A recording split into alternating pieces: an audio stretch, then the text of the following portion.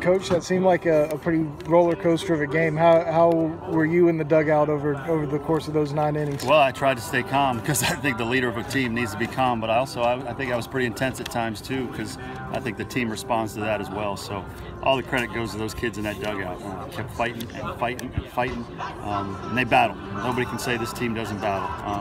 So many big hits, so many big pitches, and the key I think at the end was Graham Lawson coming in and getting 6 huge outs for us. It's incredible. What kind of win can this do? Second straight series over a top 25 team, this one on the road. What can this do for a team that's kind of there's no question. It continues to show that we're getting better as the season goes on, which is important, that we can beat really good teams. As you mentioned, that's 2 top 20 teams in the last 2 weeks that we've won series against. So it's another step in the process of trying to get this program as good as it can be. It's been a little bit of a trying year for Graham. I mean, I guess culminating in being left back from Kentucky. What's been different about him since that point? He's been very focused. I've had some times with him and some meetings, and occasionally you got to give your players a little tough love, and he's responded in a great way. He's been focused. He's working hard. He's been a great teammate, and when you do that, you get rewarded. The game rewards guys that do that. Those 6 outs today were 6 of the bigger outs we've had all year on this stage. So it's great to see your players respond that way. What was going through your head when Carlos hit that big home run? And I guess what have you seen out of him maybe this whole? He's getting hot again. It's funny. History repeats itself, and it's 2 slow starts in a row his freshman sophomore year, and now he's getting hot just like he did last year. And when he's going, and TJ's going, and Stokes got his swing back, it looked like today, and it's a team that's fun to watch. And so just a lot of heroes today.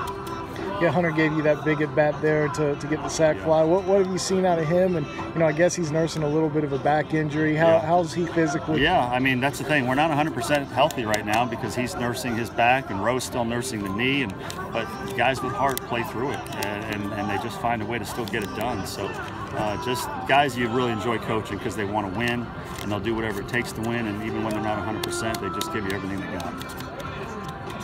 I guess when y'all tied it up 6-6, Rowe was coming around, and what do you think of the call there to hold him? Were you happy with the call to hold him there at third? Or yeah, we can't see the corner from our dugout. The corner's hidden over there, so I didn't really see where the ball was when it was coming out. I trust Coach Lake 100%. So if he didn't think that he should send him, then I'm fine with that. You guys have 3 SEC series left. I think 2 against top 25 teams right now. Just how big are this stretch for you guys, and how confident are you heading into Well, the whole season's big. I mean, there's no easy games for us.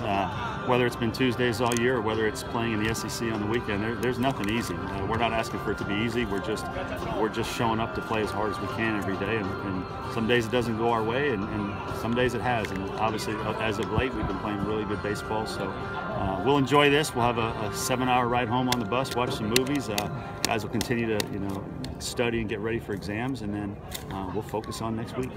You've talked several times about how important starting pitching is. 3 times this weekend, I think it was 18 runs and 8 innings total for your starters. Do you reevaluate going into this coming weekend? Well, everything's always under evaluation. Our starting pitchers need to be better than they were this weekend, all 3 guys.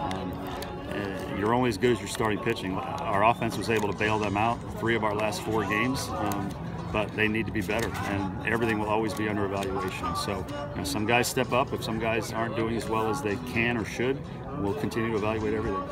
Is Cody okay physically? Yeah.